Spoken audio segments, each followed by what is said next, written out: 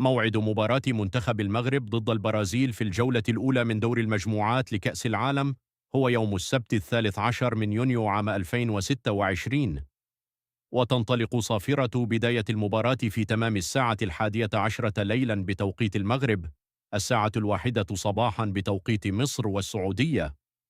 تذاع مباريات المغرب في كأس العالم 2026 عبر شبكة قنوات بي إن سبورتس المشفرة الحاصلة على حقوق بث مباريات مونديال أمريكا بشكل حصري في الوطن العربي وشمال إفريقيا. المباراة ستكون اختبارا صعبا أمام أحد أقوى المنتخبات العالمية، حيث يمتلك المنتخب البرازيلي تاريخا حافلا بالبطولات والنجوم، ما يجعل اللقاء محط اهتمام واسع من وسائل الإعلام والجماهير.